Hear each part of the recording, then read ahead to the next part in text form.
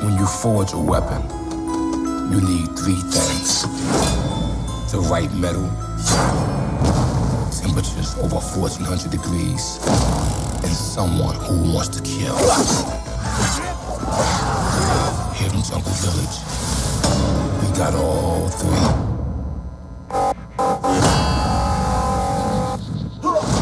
Power belongs to no one until it is seized through sex and violence. Everyone's so afraid of these men. Are you? No. The government shipment is only days away.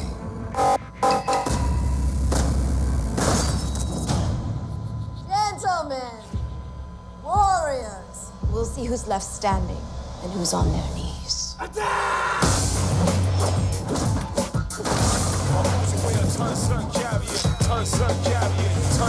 Check his vital signs. Strike the vital nerve. Through a vital curve. The non-tempest, like lightning bolts being thrown down from Mount Olympus. Some pleasure before business? You a business. This is pleasure. Unorthodox style, rhyming fox, food killer, be a beer for your body like the box. I'd rather see it on the boardwalk than see it on the block.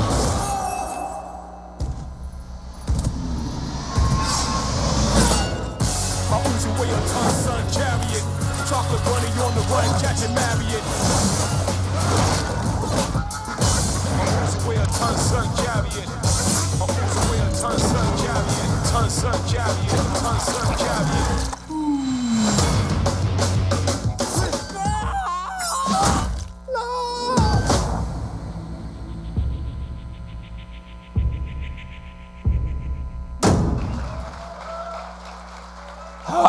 How amazing does that look?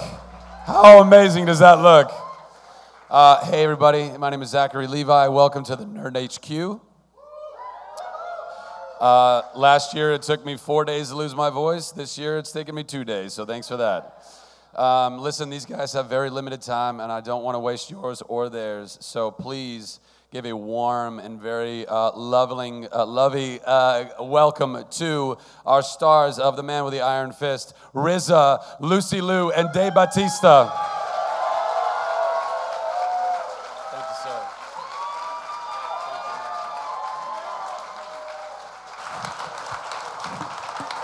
sir. Ladies and gentlemen, give them a warm round of applause.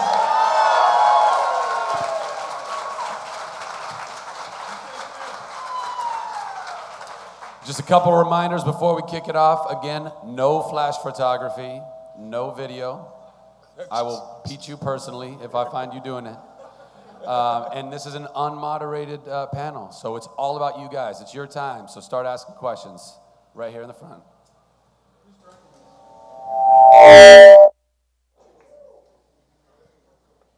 I'll be on the... Mic? Yeah, mic check. There we go, baby. Yeah, this film is directed by the RZA, so I'm the director. So bang bang. My question is for the RZA.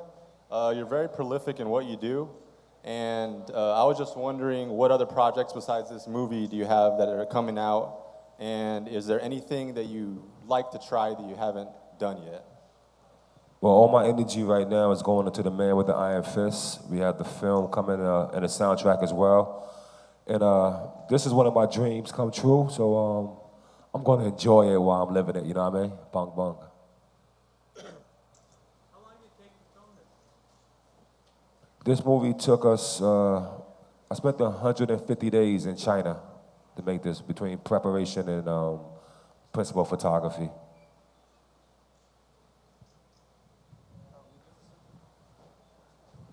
Hi, what kind of, what's the main martial arts that you used in the film?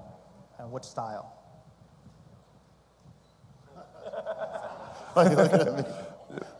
We use everything, man. This film actually, we combined different martial arts, as well as, you know, we have the world's wrestling champion right here, you know what I mean? We incorporated his style. We're doing some professional wrestling. Yeah, we have Kung Lee in the film who did Sand Show and brought that style in. I don't want to spoil the film, but this lady is kicking ass in the film.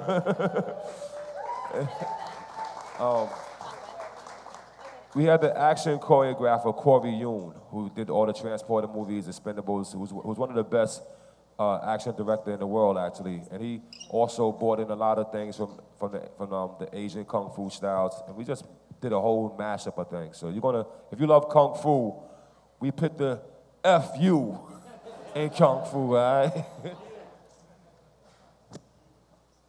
How long has this been bouncing around in your head? Like, I know this is your idea, I'm assuming. Yeah, it's my idea, man. It's been bounced. You know what? This is, to be honest with you guys, we had Nerd headquarters here, the Nerd Machine. This is actually the work of a nerd. You know what I mean? Walking around Staten Island, watching Kung Fu films, dreaming, and eventually growing up to be a man and getting a chance to bring a dream to reality. So this has been bubbling in my head since I was a kid. And it's really a pleasure and an honor to have a great cast of people, have Lucy come on board, Dave, Russell, everybody come on board, and artists share. It's like an artist share project, and to come together and make this dream come true. So, I'm basically one of you guys that grew to be one of these guys, man. So, bunk, bunk.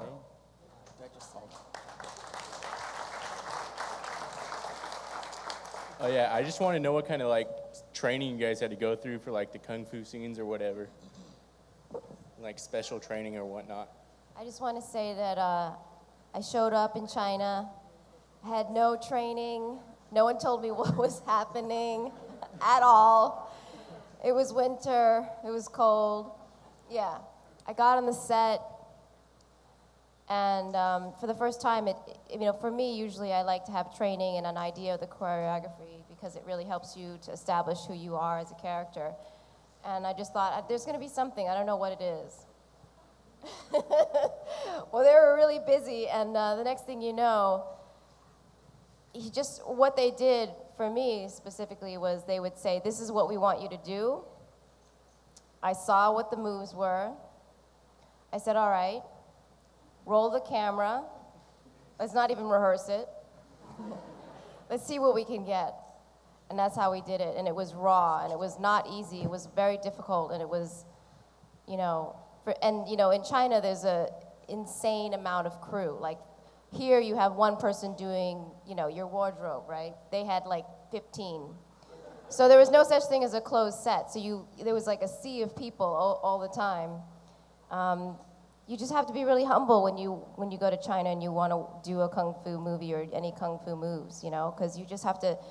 I think that they expected me to be able to do absolutely everything, and it wasn't the case. And what we did was whatever we caught on film and more. So it was very cool. It turned out to be a really good thing, but no training.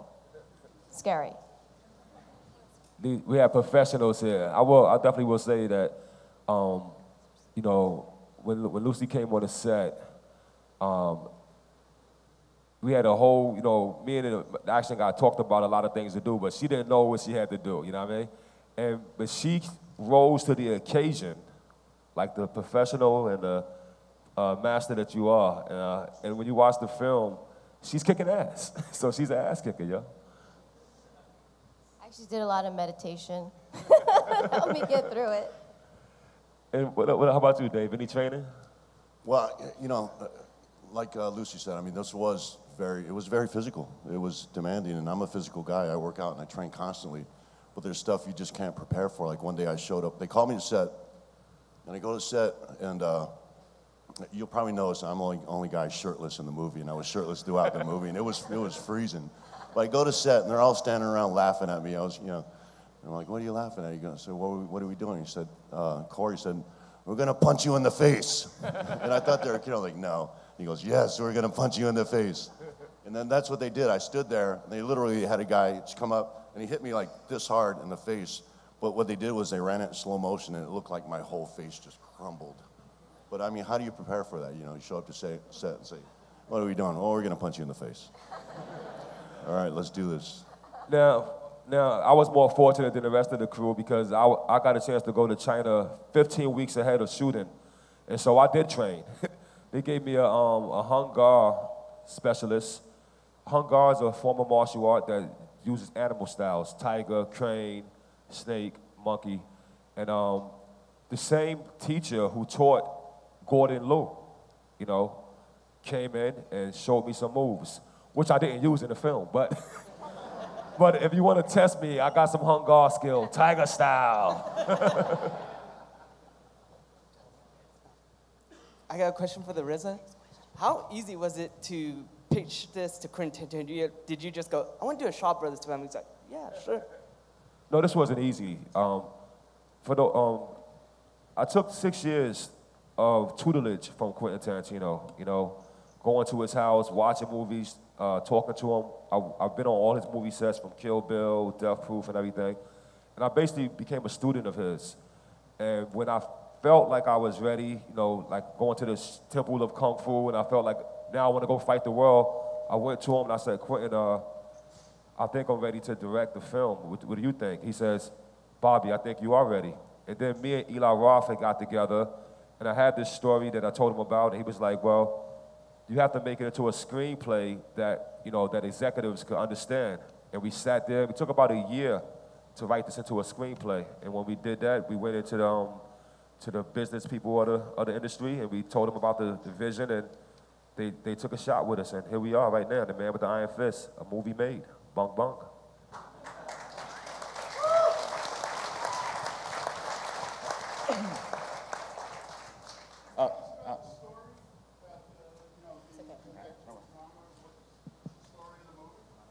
Well, this movie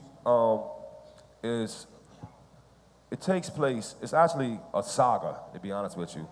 And we are in the middle of it. The Man with the Iron Fist is just the middle of a saga of people and clans that exist in this place called Jungle Village.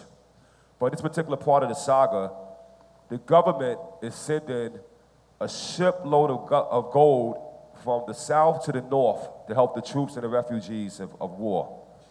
And it has to pass through this savage town called Jungle Village. It's called Jungle Village because everybody in the town has the name of a clan. The hyenas, the lions, the rodents, the wolves. And the government is like, this gold must pass through safely or I'm going to destroy the whole village. And he makes a deal with Gold Lion to let it pass through safely. But when it comes to money, things get funny. and everybody, you know, start plotting on how to get their hands on this money. But within the midst of this story, you also have people, you know, people that's trying to live a normal life, who get sucked into this big clusterfuck of violence, man. So if I was to sum it up, I'll say we have a story of revenge. There's a love element going on. There's a quest for freedom, but more than anything, there's a struggle for power. As you see in the trailer, power is a fickle mistress, you know what I mean? Okay, my question's for all three of you. Who was your favorite fight scene with in the movie? Favorite fight scene? Yeah, who was the favorite person to do a fight scene with? Who's your favorite person to do a fight scene with? I only had one guy, Kung Lee. He matched me up with, like, you know, the guy who won mixed martial arts, put him in a cage, and then he takes him down. Right. That's who he set me up with. So Kung and I had a sick fight together. He's incredible, such a nice guy, and real sweetheart. He really is, and he's incredibly talented. And you think about it, you put him in a cage with someone, and he comes out as the victor. And no training. It's pretty intimidating. Right. But I think that was the only person that I had main fight scenes with. My favorite fight scene is with RZA.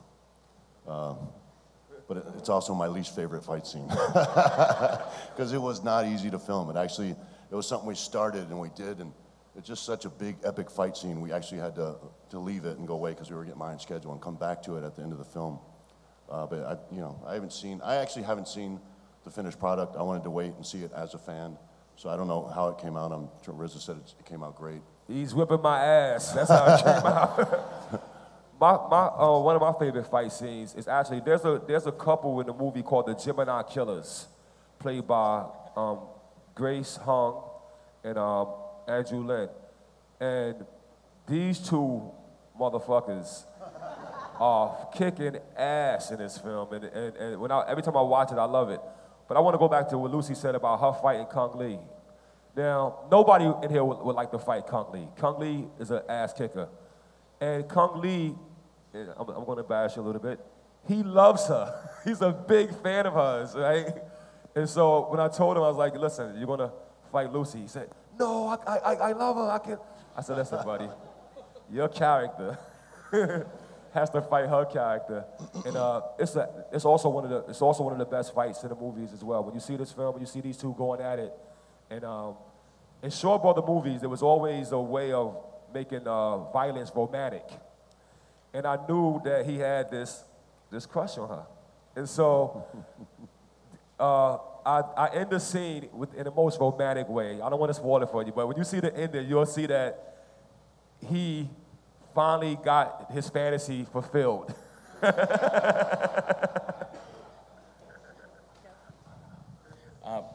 Who can we expect to hear on your soundtrack? Oh, and the soundtrack on the music. We had some great people come help us out. Kanye West gave me a song for the movie, which is great for me. The Black Keys. Wiz Khalifa came in and had some fun with me. There's a rock and roll band known as My Chemical Romance, and those guys came in and did something crazy. And one of my favorite music artists alive is a guy named John Frusciante. And John also blessed me with some music for the film. And my buddy Howard Drawson, who's a composer, he composed video games and he worked with me on Afro Samurai as well. And we came back together and we spent about 9 months writing the score for this film. So it's a pretty great collage of energy. So I'm quite sure you will enjoy that. Hi, my question's for Lucy. You were on TV, then you went to the movies, and now you're back on TV. Do you have a preference? I love both. I think it's wonderful to flip back and forth, and I think it's important to do both because television is very unpredictable, and you don't know what's going to happen with your character or the story. It can change all the time, which I think is great. And it keeps you on your toes as an actor. I think film is sort of, there's a beginning, middle, and end, and there's a certain time frame, and that's wonderful because you can make a special effort to go to the theater and see it. And it's very different. I mean, television is really fast, and you do like 8 to 10 pages a day, and film you could do a quarter of a page. So it's just a different speed, and I think to be able to run on both is important, as well as like, you know, doing theater or whatever else you want to do. It's nice to be able to sort of flip back and forth. I think that it used to be that people would say, oh, this person's a television actor and this person's a film actor, and I don't think that's the case anymore, you know, because there's so many channels. I mean, if you see all the people that are on television now and also the indie movies, and I don't know, it's a very different game than it was 10 years ago.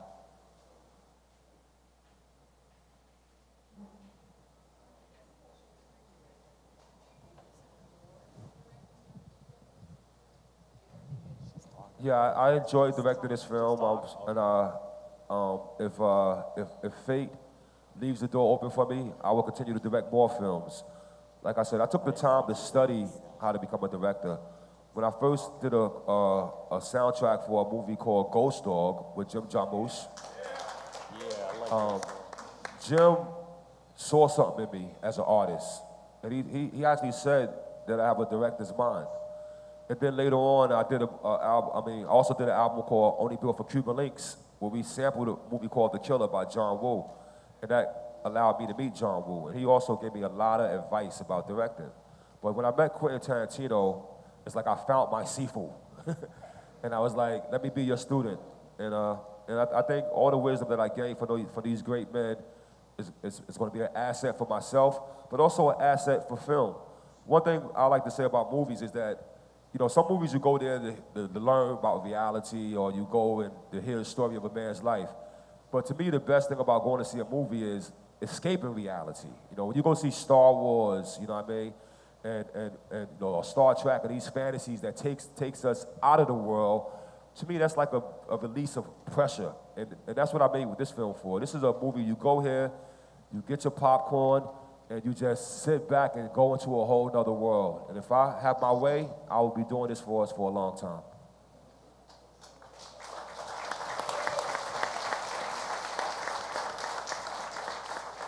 Yeah. Yeah, I've been a fan of your music, RZA, since the early 90s. And I just want to know, because all your music was influenced by like old Kung Fu flicks and everything. And hearing your music, it like, you could even see like a Kung Fu fight in it when I was listening to it. So I just want to know, like for this movie, did music like influence you in any way? Like did you hear some tracks or something and you were like, oh man, this would be a hot friggin' fight scene in my movie? Yeah, like I said, music helped me actually write this movie. I wrote it to, there's a song by Barry White called, it basically is called the Orchestra Theme. It's on one of his albums. It's like the last song. We use it for Cuban Links, for Raekwon's song, North Star. And I had this song playing over and over as I wrote the pages to the movie. There's a song from the movie called Carrie. It's called,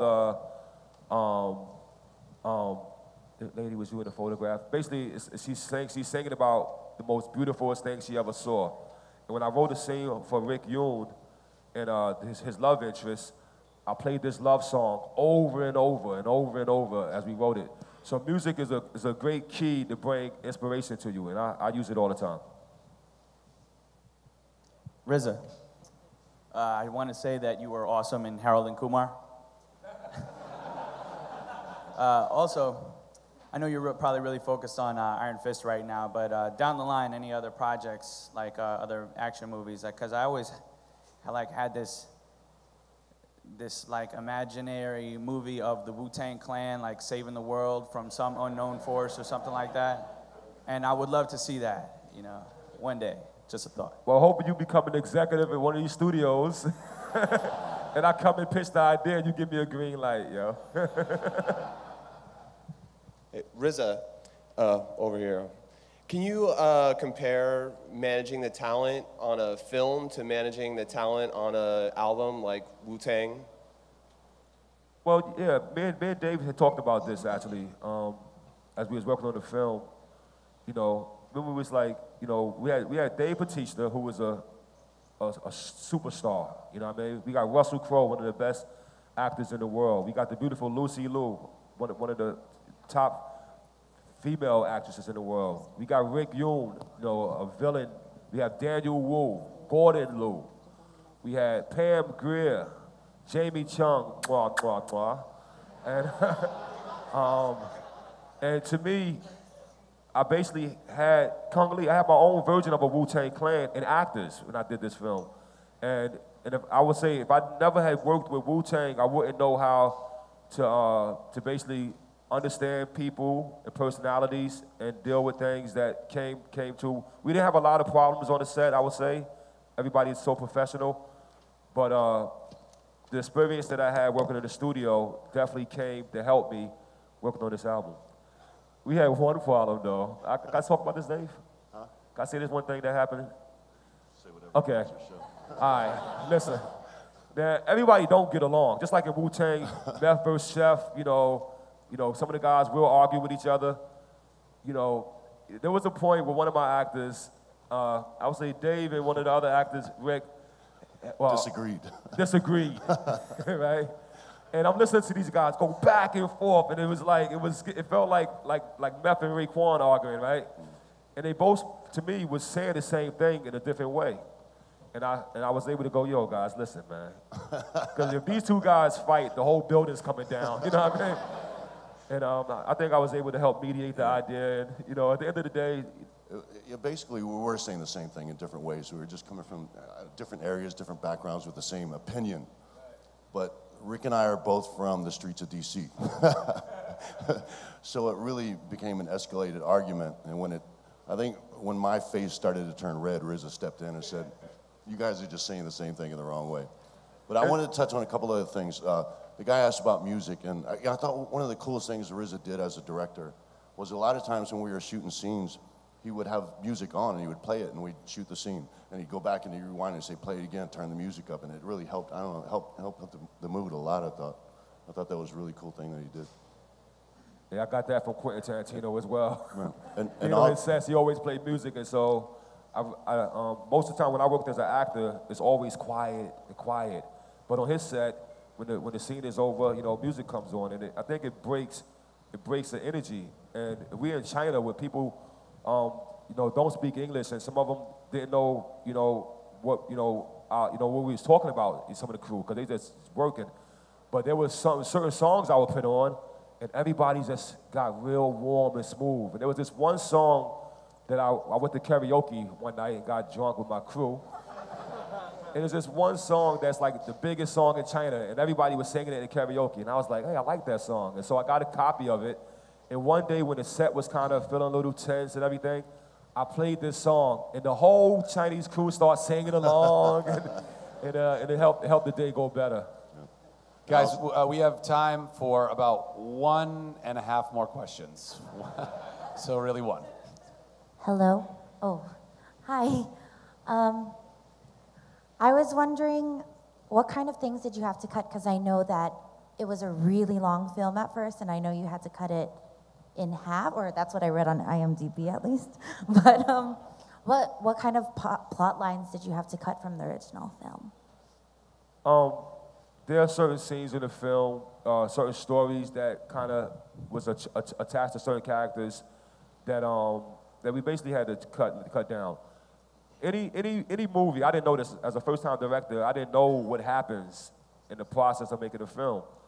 I think every film, the first cut is 3 or 4 hours. Would you agree that most films? Right, if not 5 hours, exactly. So me, I don't know that.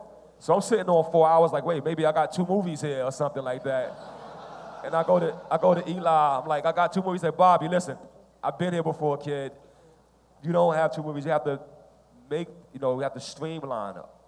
Movies don't only get made on a set, they also get made in the editing room. It's a whole process that goes on that really makes a film come together. And when you finish it, you never miss what you took out, because it made the movie much better. And I gotta admit that after going through this process, I understand it now, and next time I do it, it'll be much easier for me to, as they say, kill your babies or some shit like that. Yeah. I think we may have reached our time. So, ladies and gentlemen, can we? Oh, you want to do one more? You want to do wait. Lucy says no. One more. And when Lucy says no, I say yes, ma'am. Yes, sir. Here, you can use my mic. Hold on.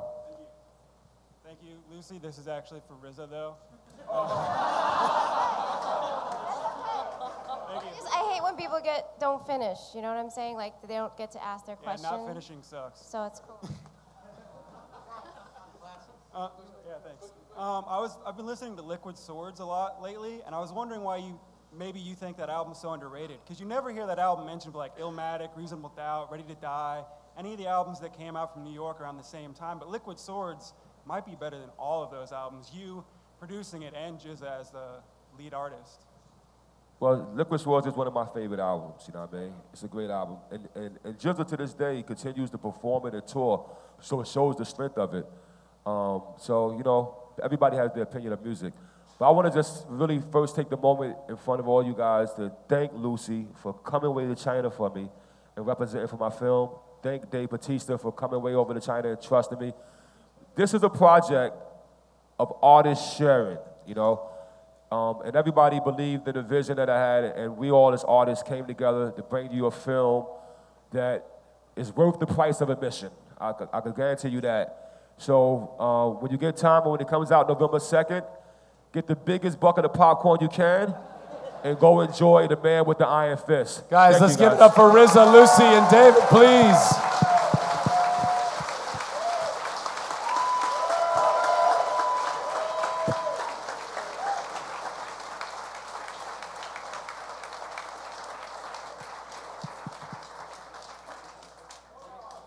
So for the people who attended the panel, you know that there is a signing after this, and we're actually doing it in the mezzanine of Nerd HQ. So if you guys want to just exit 6th and come around and then enter through the doors, and we'll take you up in the mezzanine. We've got to load the room for the next panel. Thank you, guys.